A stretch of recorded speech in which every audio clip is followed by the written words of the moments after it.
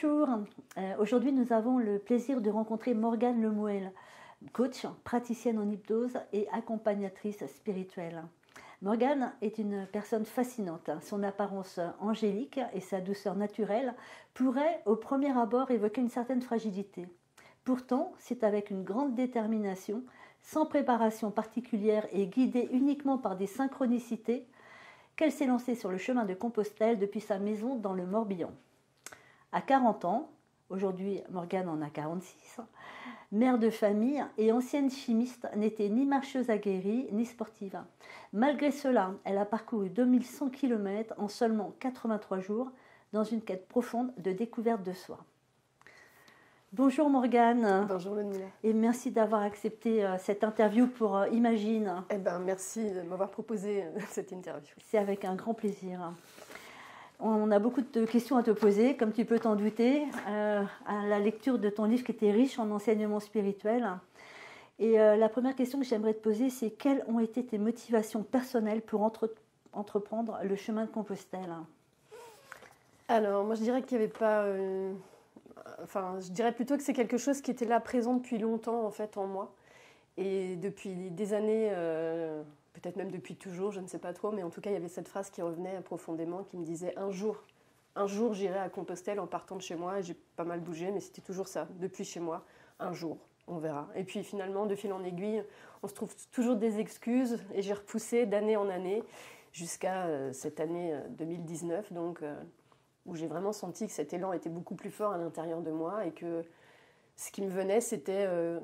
que si je reportais encore, potentiellement, j'allais vivre quelque chose de difficile et de douloureux dans mon corps. Peut-être une blessure, un accident, une maladie, je ne sais pas, mais c'est ce que je ressentais depuis l'intérieur de mon corps qui était là.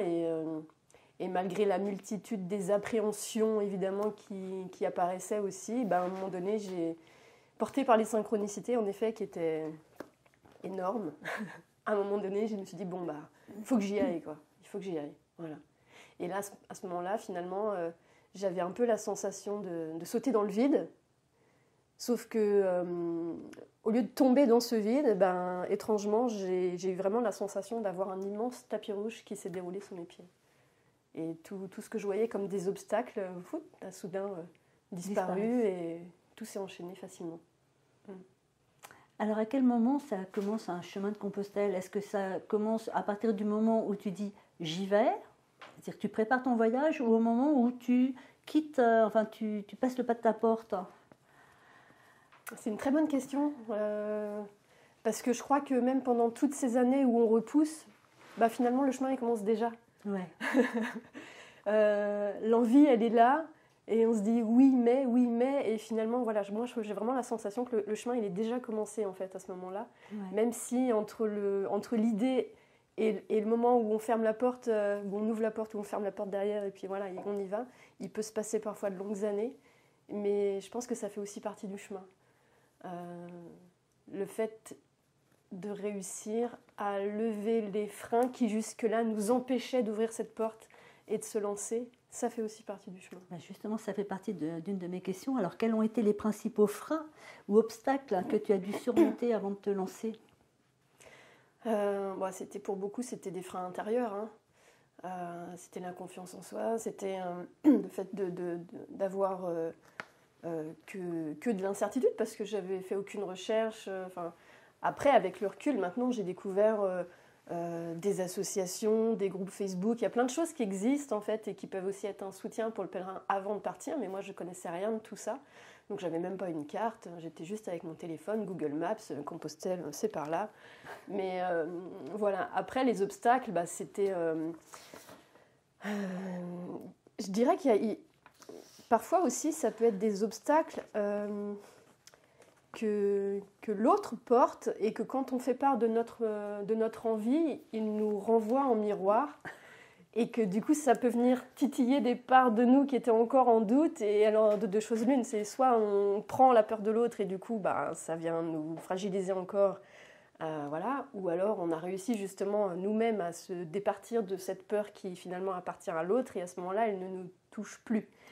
Mais Ça, c'est aussi quelque chose. Donc, je pense que même dans un premier temps, peut-être j'ai gardé mon idée pour moi, justement, pour ne pas recevoir ces motivicides, comme je les appelle, ces phrases qui viennent casser notre motivation, quoi. Donc, faut être suffisamment fort à l'intérieur, je pense, pour pouvoir faire part d'un projet qu'on a qui nous porte, sans que, justement, ces phrases de l'extérieur viennent, à un moment donné, nous déstabiliser aussi par rapport à nos projets comme ça.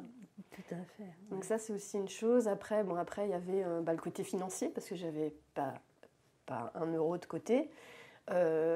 Donc en fait, ça c'était quand même un gros frein, parce que je savais que le voyage allait durer à peu près 3 mois, que pendant 3 mois, j'allais pas travailler, donc j'allais pas avoir de revenus, que j'avais pas d'économie. Donc je me suis dit, comment je fais donc déjà, je peux pas garder mon appartement, parce que je peux pas payer mon loyer pendant les 3 mois où je serai pas là. Donc il a fallu que je quitte mon appartement, que je rende mon appartement à son propriétaire. Et puis du coup, j'ai financé quelques meubles pour m'aider à financer mon voyage. Et en même temps, j'avais très envie pour moi, c'était important de vivre ce voyage seule, parce que je sentais que ça allait venir chercher des choses profondes et que j'avais besoin de cette solitude pour aller dans mon intériorité. Et en même temps, j'avais aussi envie de le partager, ce voyage, parce que j'étais déjà coach, praticienne en hypnose, etc.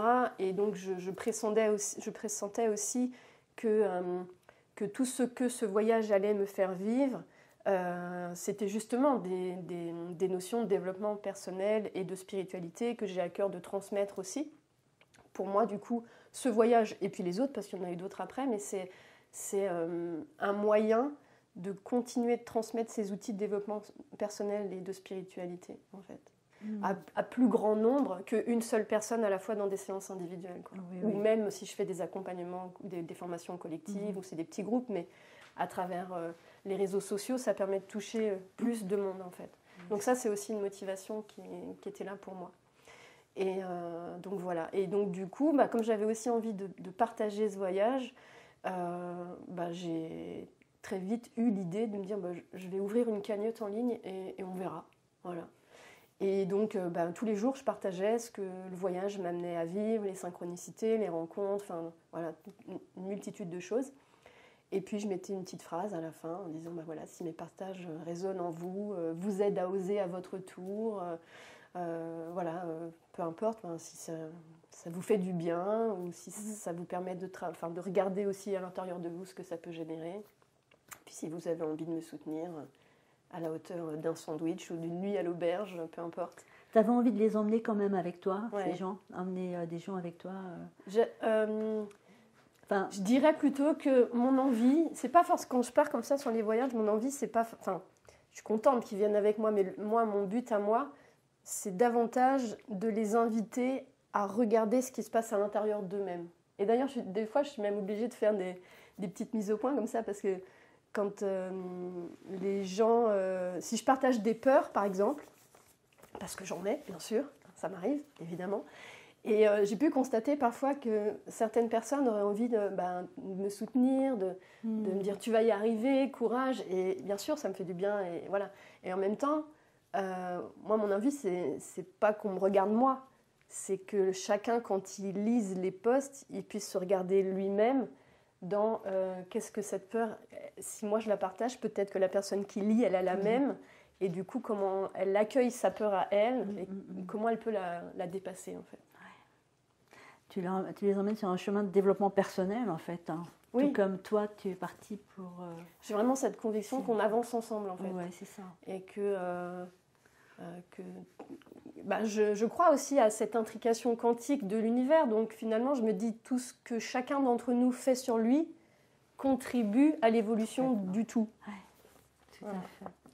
Alors dis-moi, à cette époque, tu avais tes enfants, qui étaient en bas âge. Hein, ados. 14, 16. Ados. Quand je Comment ils ont entendu, comment ils ont pris ça, en fait, le fait que tu décides de partir, de les laisser...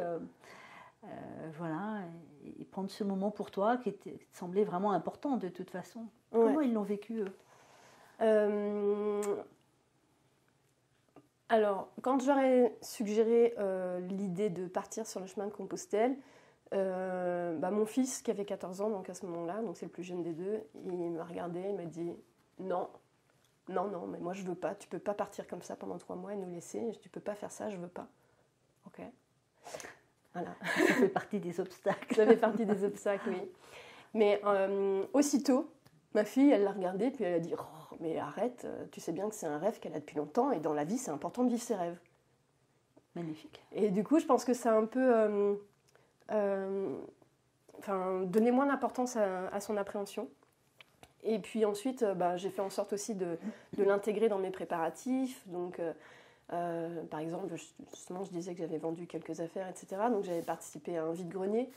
Je lui avais dit, si tu veux, tu prends des trucs dans ta chambre, des vieux jouets que tu n'utilises plus, si tu veux venir participer au vide-grenier avec moi, etc.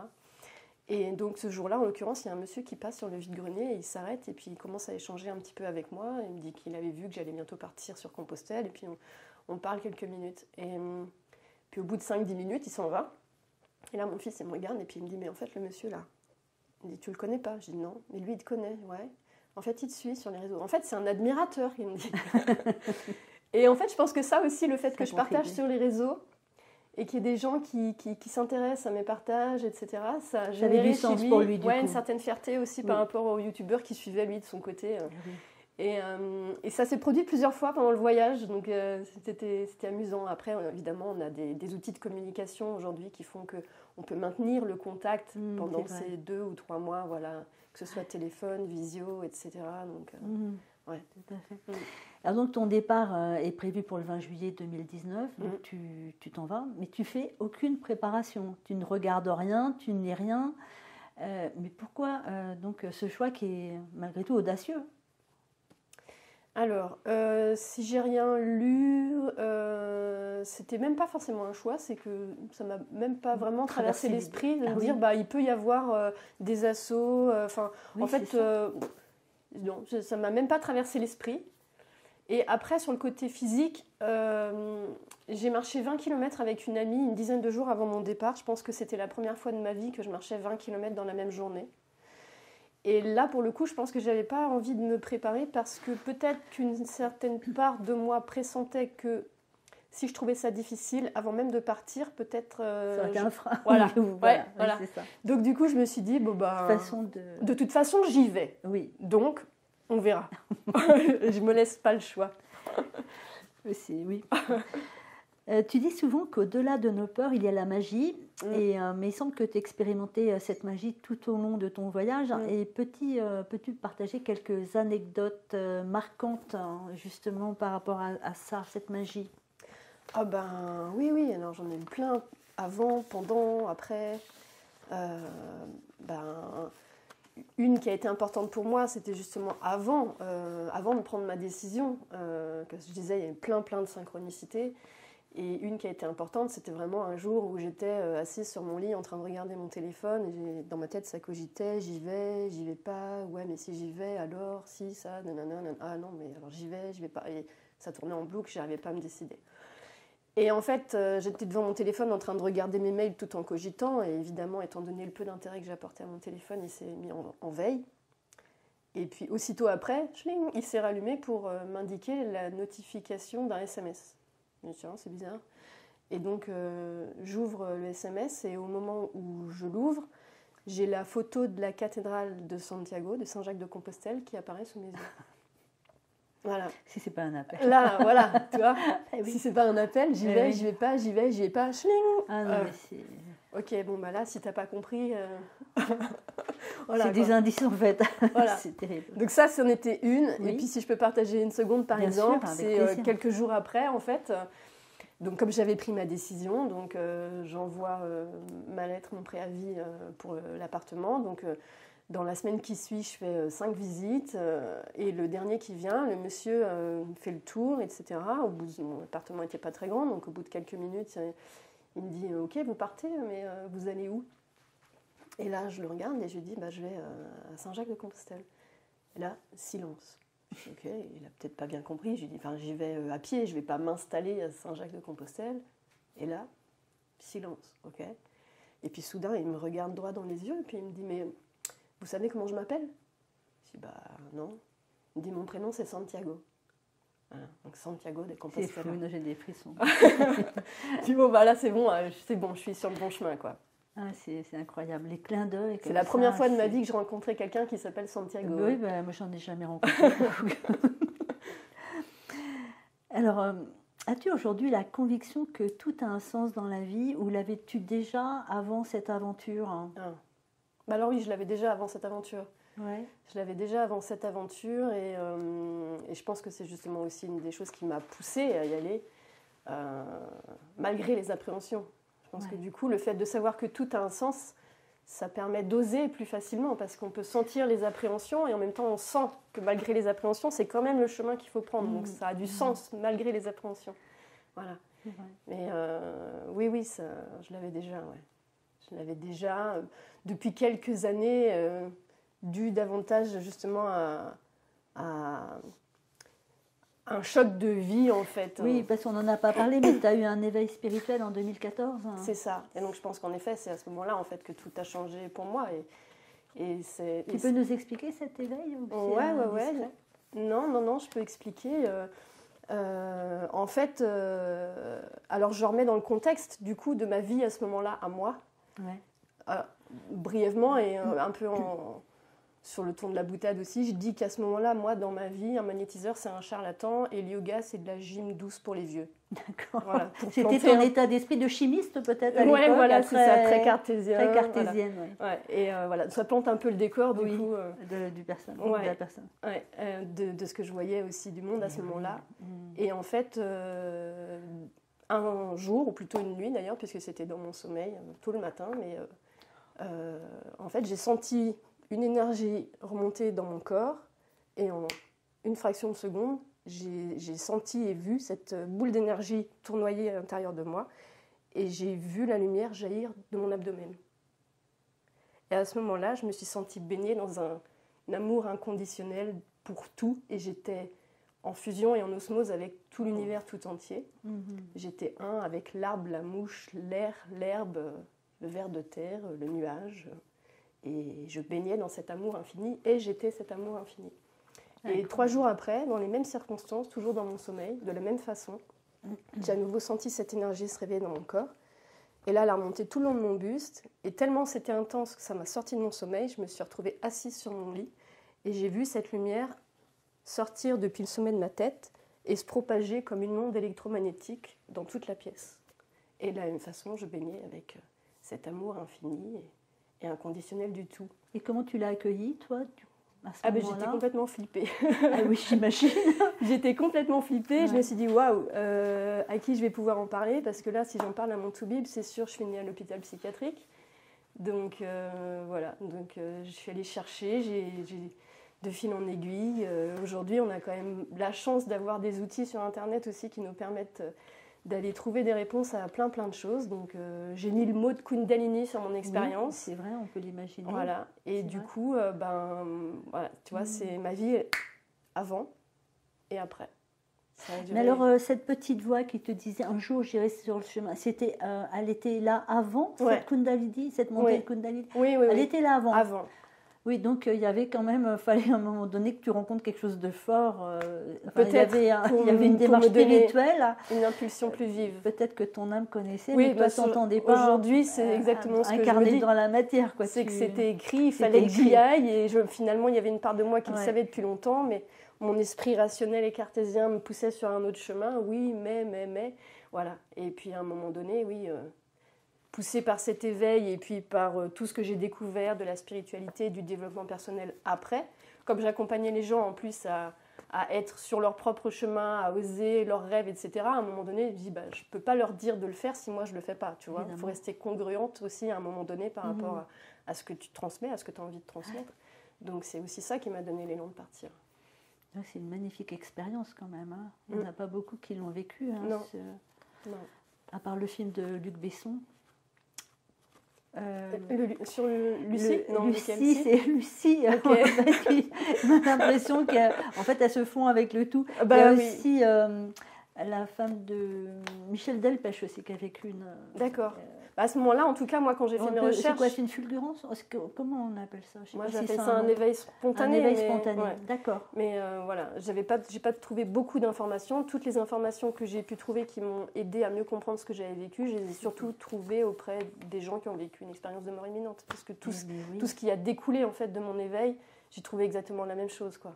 Perte de sommeil, perte d'appétit, le fait de se mettre à la méditation, l'attrait pour les médecines alternatives, la quête de sens, le fait de manger bio, végétarien, enfin tout ça, ça a découlé de mon éveil et tout, en juste quelques jours. Et voilà, j'ai trouvé mes réponses auprès des expériences. Combien de temps après, donc du coup ça t'a perturbé évidemment, parce que toi tu n'étais pas du tout dans ce domaine-là, dans ce monde spirituel, donc évidemment c'est choquant. T'as mis combien de temps avant de trouver une réponse? C'est passé 5 jours ou bien plus que ça? Ah non, j'ai trouvé assez vite. Assez vite. Hein.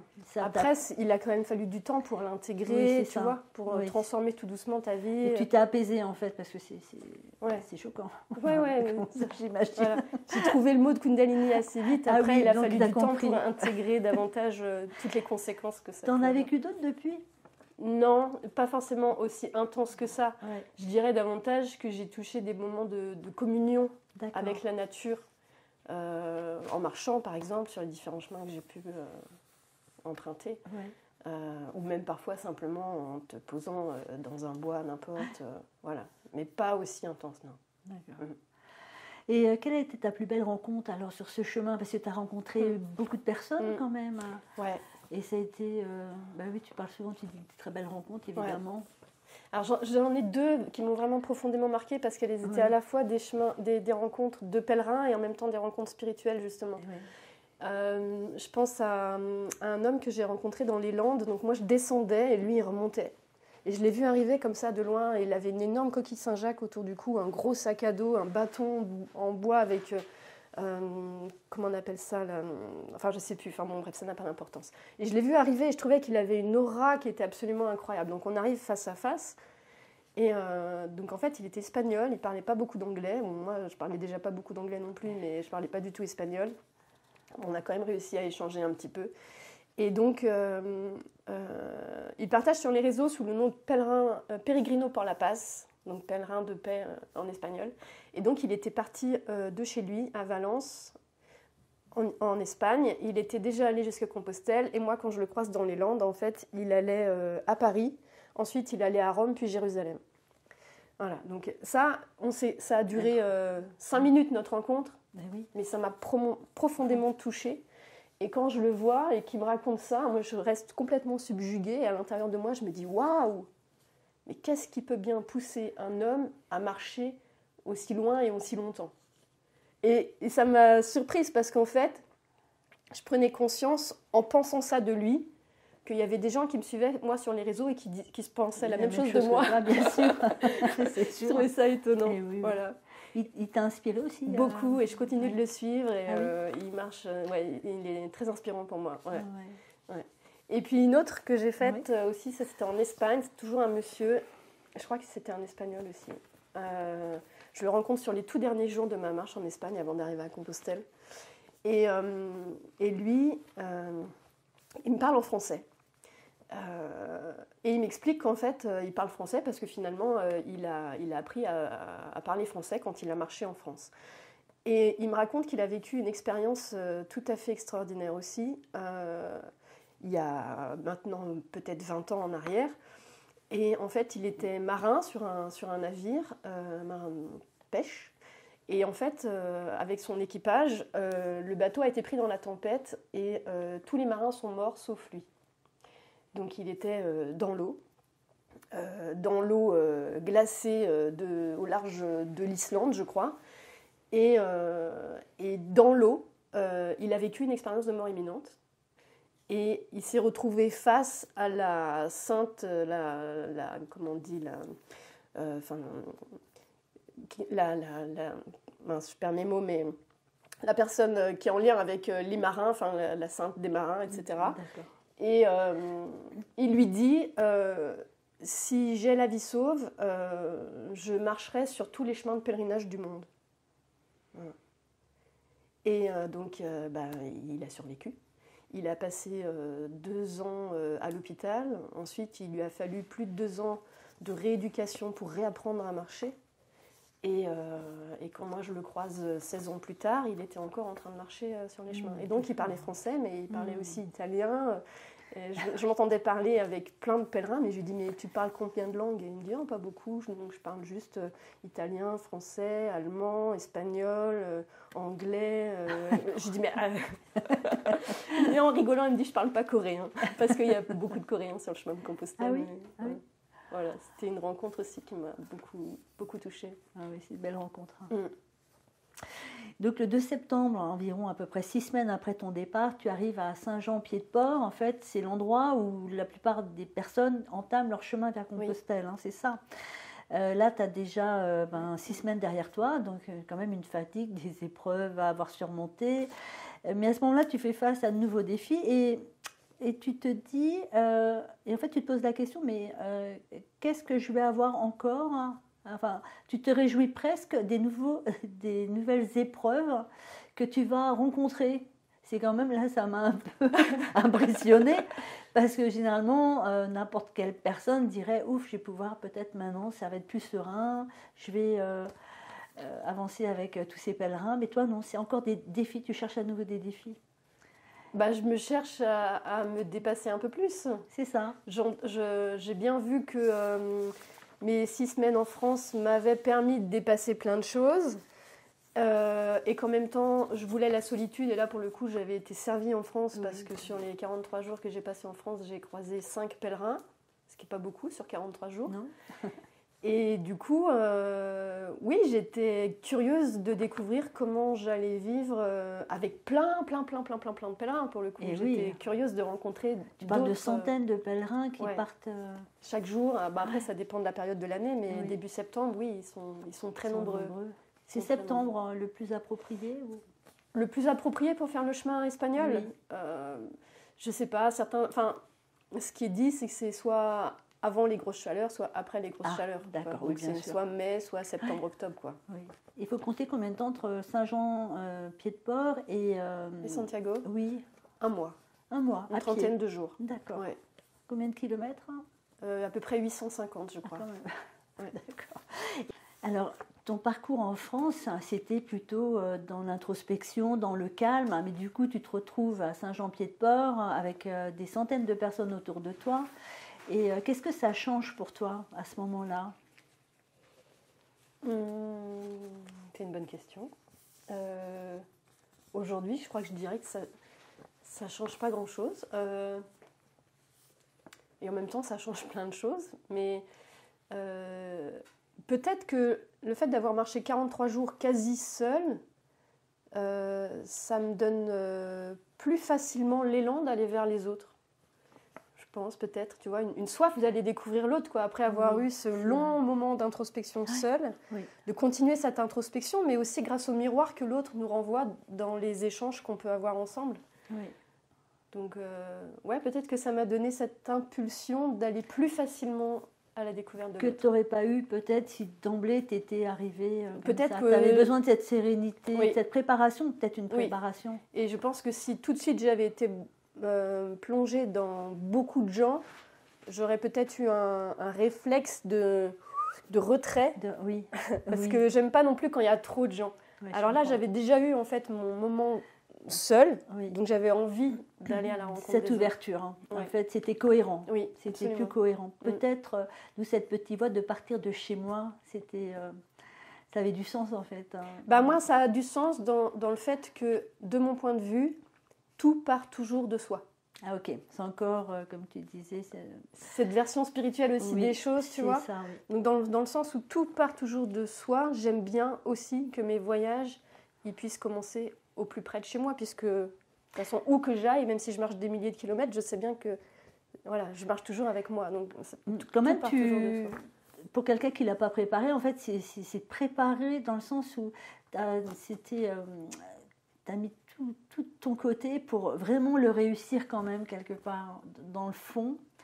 ça a été travaillé intérieurement, même si ça n'a pas été travaillé dans la matière avec une carte et tout. Mais ce chemin spirituel, en fait, il est. Mais je ne l'ai pas travaillé. Il était était inné, là. voilà, c'est ça. Il était inné, quoi. Ouais. Parce qu'il y a une cohérence dans tout ça. C'est ça qui est étonnant. Que tu n'aurais peut-être pas vu au début, mais qu'on peut voir à la fin, en fait. Hein, cette cohérence. Et quand je pars, je sais que je vais arriver. Enfin, oui, tu ne doutes pas. Non, aucun. Je ne me suis même pas posé la question de me dire. Voilà, qu'est-ce que je fais si... Enfin, je ne me suis pas dit, je pars et je marche jusqu'où je peux. Jusqu'où je peux. Est-ce que j'aurais envie de faire demi-tour? Non, je vais jusqu'à Compostelle, c'était évident. Ça t'a pas effleuré? Non. Donc aussi, tu dis que tout au long de ton parcours, tu as été attentive aux signes. Et donc, il y en a eu beaucoup. Et quel a été le plus marquant et le plus stupéfiant pour toi? J'en ai déjà raconté 2 qui étaient vraiment très marquants avant le voyage, du coup. Ouais. Il y en a eu plein, et comme il y a eu d'autres voyages aussi. Oui. Je sais pas moi, allez, je veux bien en partager un sur un autre voyage pour le coup, peut-être. D'accord. J'ai fait un tour de Bretagne à vélo des sites mégalithiques et énergétiques. Et un soir, donc c'était juste après le Covid, et j'arrive sur un site mégalithique et je sais que je vais dormir là en fait. Je sens que l'endroit il est parfait et que ce soir-là, je vais planter ma tente à cet endroit-là. Mais quand même, je suis pas trop rassurée de dormir en pleine nature, au pied d'un menhir. Hein. Donc je sens quand même quelques appréhensions. Et bon, je vais faire l'histoire un peu brève, mais bon, quand même, dans la soirée, il y a 2 personnes qui arrivent et donc ça réveille mes appréhensions, une après l'autre, à 2 moments différents de la soirée. Et en même temps, quand je vois que c'est des femmes, je suis un peu rassurée. Enfin bon, bref. Donc avant d'aller me coucher, je me dis, bon, je vais quand même aller demander protection au menhir. Oui. Et en fait, juste avant ça, il y avait donc le soleil qui était en train de se coucher. Et quand je regardais le menhir, en fait, sur le menhir apparaissait comme une ombre qui dessinait ce que moi je voyais comme un hiéroglyphe. Je trouvais ça étonnant de voir un cartouche égyptien qui se dessinait en fait sur le menhir, quoi. Donc je m'approche du menhir et je pose mes mains sur le menhir. Et au moment où je fais ça, donc tout en mettant l'intention de demander protection pour la nuit, au moment où je fais ça, il y a quelque chose qui tombe du ciel et qui vient se glisser juste entre mon t-shirt et ma veste. Je dis tiens, c'est bizarre. C'est bizarre, je lève la tête, je dis c'est peut-être une feuille, une petite branche, que sais-je, donc c'est bizarre. Donc je prends le truc qui vient de tomber et en fait je le regarde, dans ma main c'était la carapace d'un petit scarabée. Je me dis, tiens, c'est bizarre, hiéroglyphe, scarabée, mais ça veut dire quoi le scarabée dans la mythologie égyptienne? Donc je prends mon téléphone et je regarde. Et bien le scarabée, c'est chance, protection. Ah, c'est beau. Voilà, donc là, c'est bon, Morgane, tu peux dormir tranquille. Ah, c'est magnifique. C'est magnifique. Tu expliques aussi que pendant ton cheminement sur Compostelle, tes sens se sont affinés. Mm-hmm. Et ça, j'aimerais bien en fait poser la question en fait, lesquels en particulier et comment tu interprètes cela, quoi. Moi je dirais tous. Tous les sens. Ouais, je pense. Et même le 6e. Ah oui, vraiment. J'ai la sensation. À ce moment-là particulièrement, pas durant ton éveil spirituel en 2014. Aussi, ça avait commencé. Et là, du coup, tu les as affinés, en fait. Tout en marchant. Ouais. Après mon éveil, c'était fulgurant, c'était instantané. Je l'ai bien senti aussi. Oui. La lumière, les couleurs qui avaient beaucoup plus d'intensité, les sons qui étaient cristallins. Enfin, il y avait plein de choses comme ça.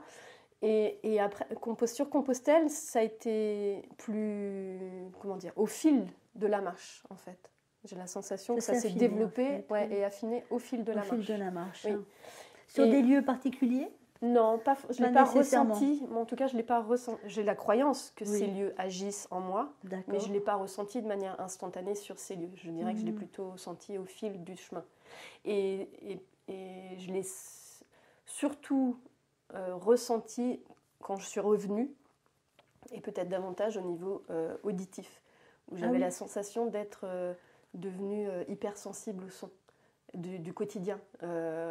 La voiture, le bus, le klaxon, même la télé, bon, ça faisait déjà, ça fait partie des choses aussi pendant l'éveil. J'ai éteint la télé à partir de ce moment-là. Oui. Mais la porte de la cuisine qui claque un peu fort, les assiettes qui se cognent ensemble, ça me mettait presque en réaction tellement c'était c'était perçu comme une agression auditive.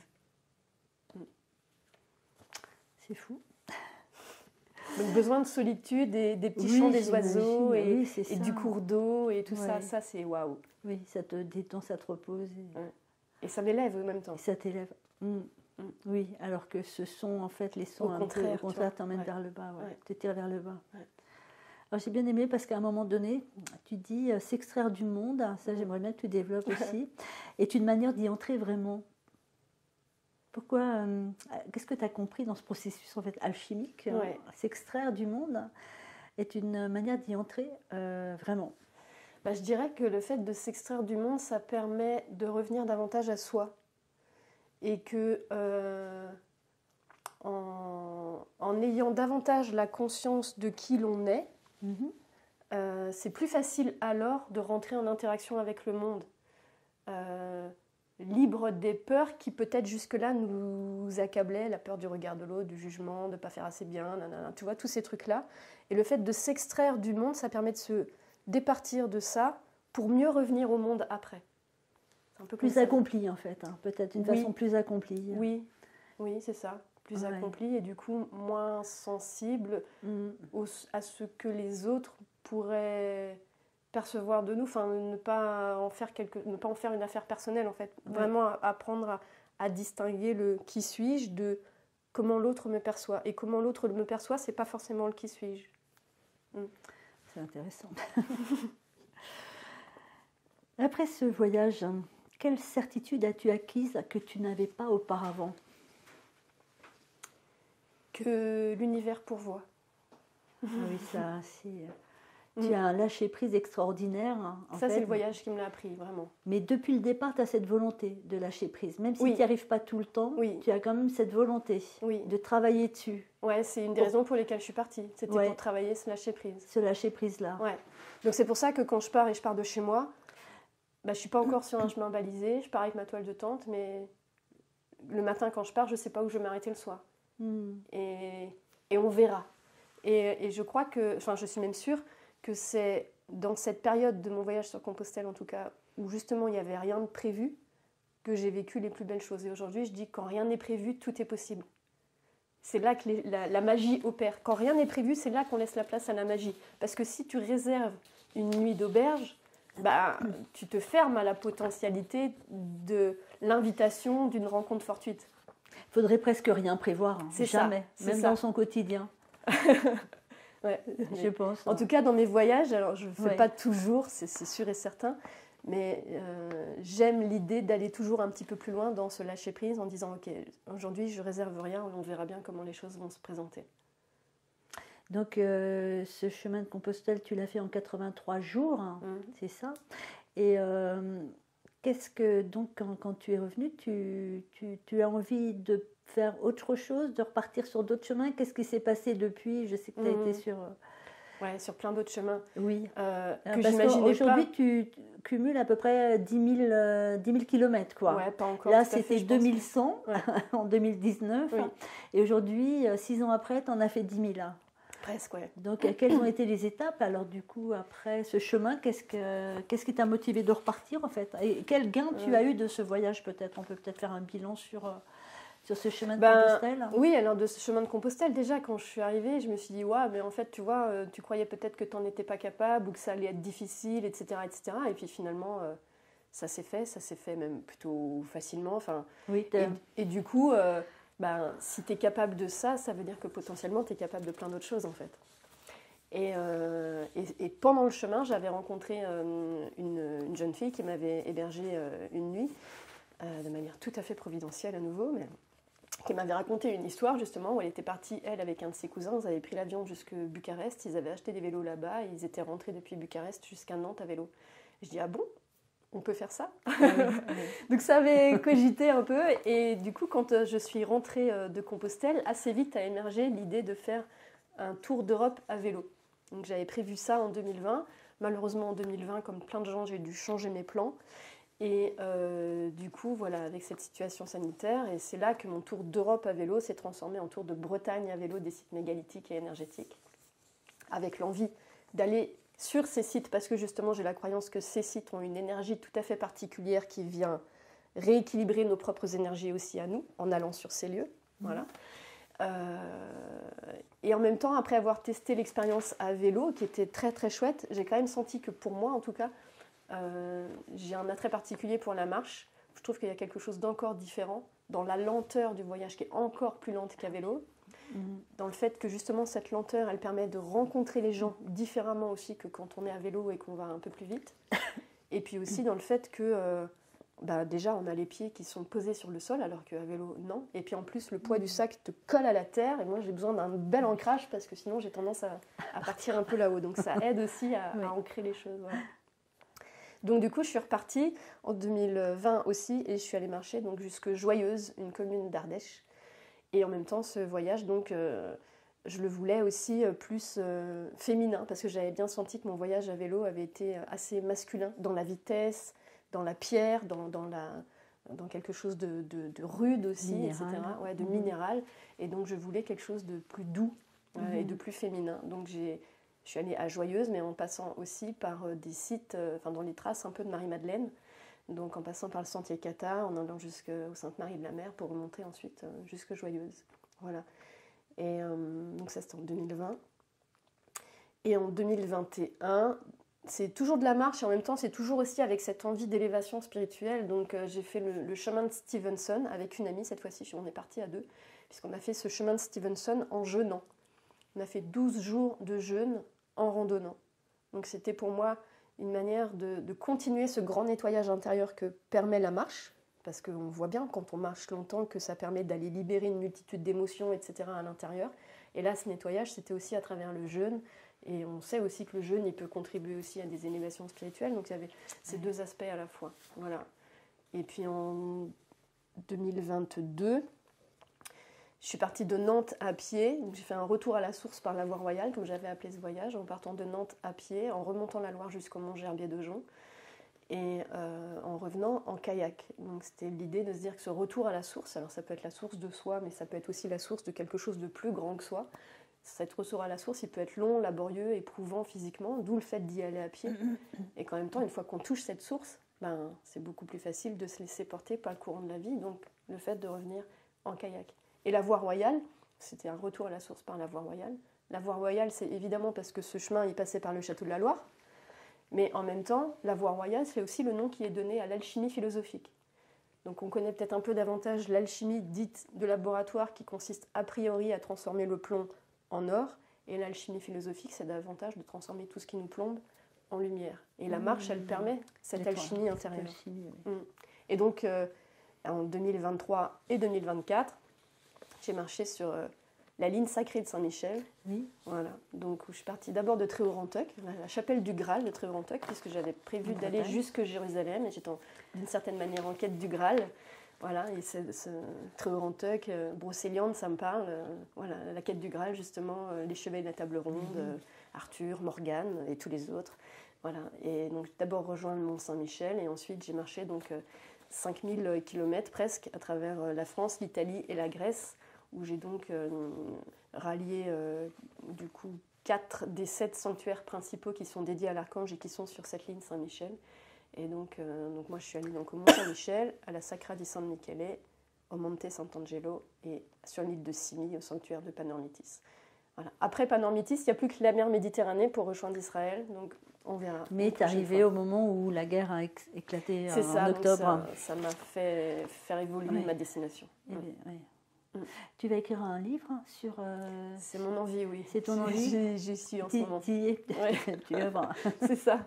Alors, pour revenir au chemin de Compostelle, que dirais-tu à quelqu'un qui hésite à se lancer sur le chemin de Compostelle ? Vas-y. Aussi simplement que ça. Ouais. Arrête de cogiter, lâche tes appréhensions, lâche tes peurs et lance-toi. Tu verras, la vie pourvoit, la vie œuvre et tout va bien se passer. Le tapis rouge, il sera là aussi pour toi. C'est incroyable. Et selon toi, quelles qualités faut-il cultiver pour entreprendre ce type de pèlerinage ?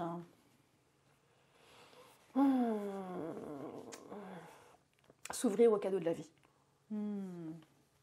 Ah, c'est à nouveau. Oui, arrêter la cogitation et... S'ouvrir au cadeau de la vie. Ouais, c'est ça. C'est un beau message. Quand tu y arrives, franchement, c'est merveilleux.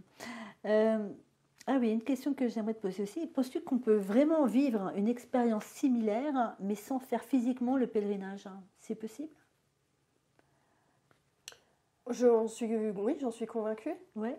D'ailleurs, dans les différents projets que j'ai, parce qu'ils sont nombreux, je ne sais pas dans quel ordre ils se mettront en place plus tard, mais j'ai dans l'idée de réaliser à un moment donné un pèlerinage statique. D'accord. Voilà. De trouver un lieu Oui. et de vivre une expérience statique et introspective sans bouger. Et je suis convaincue qu'en effet, c'est tout à fait possible. Puisque le chemin, il est un moyen, ok, oui. Mais en même temps, pour moi, le plus important du chemin, c'est tout le chemin qui est fait à l'intérieur. Et je suis convaincue qu'on peut le faire sans marcher. Ouais. Est-ce que le livre, c'est une question comme ça qui me vient, L'Alchimiste de Paolo Coelho, est-ce que tu l'avais lu à l'époque, hein, ou est-ce que tu n'en as jamais entendu parler ou... Si, c'est étrange que tu me parles de ça. En fait, je pense que ce bouquin, j'ai dû l'acheter quand je devais avoir à peu près 18 ans, et je crois que je l'avais lu à ce moment-là, et puis qu'il m'avait plu, puis que je l'avais rangé dans mon étagère. Oui. Et en fait, il est revenu dans ma vie pile au moment de mon éveil.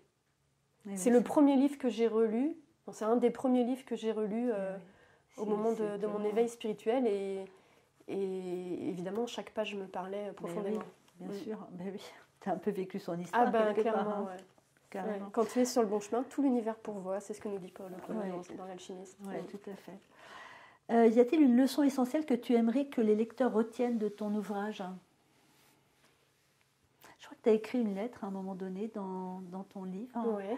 Et que tu aimerais le partager. En fait, tu dis que c'est vraiment quelque chose que tu aimerais partager. Et c'est comme un dialogue entre toi et toi. C'est comme des conseils. Sur le fait d'oser? Oui, c'est ça. Entre autres, oui. C'est vrai qu'il est riche. Il est riche en enseignements spirituels. Hein. C'est une mine d'or. Hein. Bah, des fois, oui, c'est drôle. En plus, comme tu dis, un message entre toi et toi, oui. Et en même temps, des fois, j'ai l'impression que c'est l'univers qui me parle. Je suis en train d'écrire. Oui. Puis quand je me relis, en fait, j'ai l'impression que c'est l'univers qui s'adresse à moi à travers mes propres mots, en fait. Enfin, c'est surprenant, mais je prends les messages que je reçois. Que tu reçois, ouais. Et c'est aussi ça. Pour moi, je ne suis qu'un messager. Et, ok, quand je les relis, je les prends pour moi, mais en même temps, je sais bien qu'ils ne sont pas que pour moi. C'est aussi pour ça que j'ai envie de le partager. Ouais. Quand la personne qui le lit, elle puisse en miroir se l'adresser à elle-même. Voilà, c'est ça. C'est ce que j'ai ressenti en fait. Hein. C'était comme un cadeau, la lecture des questions qu'on pouvait se poser à soi-même. Hein. Okay. C'est ça que... Voilà. Et puis vraiment, c'est beaucoup de questions et pertinentes en plus. Hein, en fait, j'ai vraiment l'idée de se dire que, ok, moi j'ai marché sur le chemin de Compostelle. Je sais que c'est un chemin qui appelle plein de gens. Et tant mieux parce qu'il est beau et il est nourrissant. Et en même temps, pour moi, la vie est un chemin. Donc même si on n'a pas fait le chemin de Compostelle, la vie est un chemin. Donc ce que j'ai transmis dans ce livre, j'ai à cœur qu'il puisse parler à chacun sur son propre chemin de vie. Pas forcément sur son chemin de Compostelle, mais sur son chemin de vie.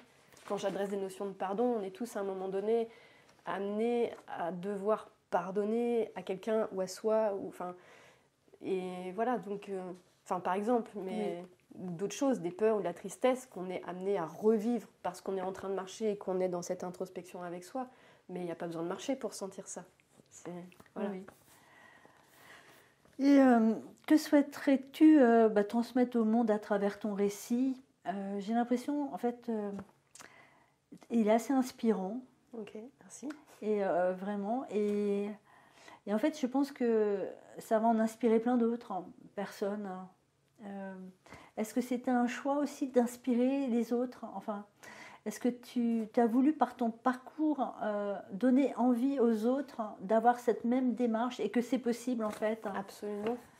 Je dis, moi, je suis quelqu'un de tout à fait ordinaire, en fait. J'étais pas préparée à marcher, je n'étais pas entraînée, voilà, j'avais un job, j'ai des enfants, j'ai envie de dire, j'ai une vie ordinaire et banale, en fait. Sacré modèle, oui. Et c'est ça aussi que j'ai envie de partager. Je suis quelqu'un d'ordinaire, et si moi je l'ai fait, en fait, oui, plein de gens peuvent le faire.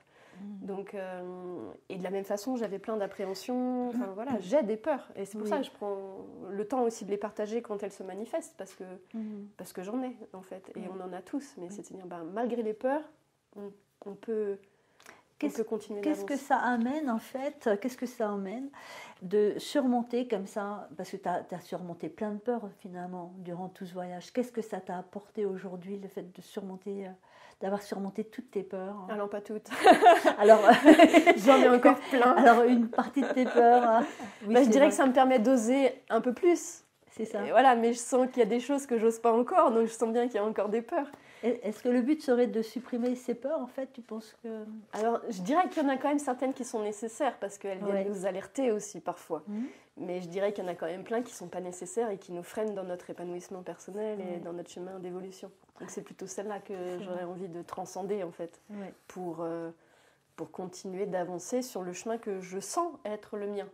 Et malgré que je sens qu'il soit le mien, il y a quand même la petite voix, les petites appréhensions qui se manifestent encore. Donc celle-là, j'aimerais leur dire oui. Bon, allez, au revoir. Au revoir, voilà. Et par rapport donc tes enfants aujourd'hui, après 6 ans, où ils ont vu maman partir comme ça sur les routes, dans quel état d'esprit en fait ils sont et qu'est-ce que ça leur a apporté? Parce que ça leur a apporté nécessairement quelque chose qu'une maman puisse partir comme ça. Ah ben, en fait, du coup, j'ai partagé une anecdote pour répondre à ta question. J'ai mon fils qui a 19 ans aujourd'hui. Et donc l'année dernière, quand moi je quittais donc Tréorenteuil puis le Mont-Saint-Michel pour me lancer sur l'axe Saint-Michel, quelques jours auparavant, en fait, je lui avais proposé de m'accompagner pour aller chercher mon nouveau sac à dos pour mon aventure, etc. Donc on était dans la boutique et pendant qu'il y avait un vendeur qui était en train de s'occuper de moi, j'ai vu s'éclipser. Et au moment où je me rapproche de la caisse pour partir avec mon sac à dos, lui, il revient avec un sac à dos et une paire de chaussures. Il avait été lui-même conseillé par un jeune vendeur qui avait à peu près son âge. Et il est sorti du magasin avec un sac à dos et une paire de chaussures de randonnée qu'il a acheté lui-même. Et quand moi je quitte le Mont-Saint-Michel, en fait, lui, il avait donc pris son sac à dos, ses chaussures de marche, il s'était acheté un billet pour aller jusqu'à Saint-Jean-Pied-de-Port et il a fait tout le Camino Frances tout seul, 850 km, tout seul, du haut de ses 18 ans à ce moment-là. Extraordinaire. Voilà, et je pense que du coup, ça permet peut-être de répondre un peu à ta question, parce que je ne peux pas répondre à leur place, mais en écoute, tout cas... c'est magnifique, ça, voilà. Oui, ça y répond très bien. Et puis une dernière question, parce qu'on est arrivé au bout de cette interview. Quel conseil donnerais-tu à celles et ceux qui souhaitent entreprendre une aventure comme la tienne? Tu as répondu tout à l'heure. Oui, d'y aller et d'y aller, quoi. Je pense que voilà, c'est le premier pas qui est le plus difficile. Et que si on attend que tout soit en place avant d'y aller, il y a de grandes chances pour qu'on ne se lance jamais. Moi, c'est ce que je vois dans mes voyages. Et je dis, là, sur le dernier long voyage, qui allait durer, 5000 km, peut-être 8 mois de marche, même un peu plus, il a fallu que j'apprenne à me dire que potentiellement j'allais m'arrêter avant. Ça, c'était nouveau. Jusque-là, dans mes anciens voyages, je n'avais pas cette idée. Mais surtout de me dire... l'univers va pourvoir à mes besoins au fur et à mesure de mon avancée. Ok, j'ai pas toutes les réponses, ok, je sais pas encore quel chemin je vais prendre en Grèce, mais c'est pas grave. Les réponses, elles vont apparaître sur le chemin, pendant la marche. L'univers va m'envoyer telle ou telle personne et ça va le faire, et ça l'a fait. Donc, faites confiance. Tu as validé les pouvoirs... le pouvoir divin. Je l'ai bien vu, senti, touché à plein de reprises. C'est magnifique. Merci infiniment Morgane pour cette très belle interview, en fait, cette très belle réponse que tu as apportée à nous et puis au public. On vous dit au revoir, on vous remercie d'avoir écouté jusqu'à la fin et puis vous pouvez nous suivre sur nos réseaux sociaux imaginebzh.fr. Merci et à bientôt. Merci Morgane. Au revoir.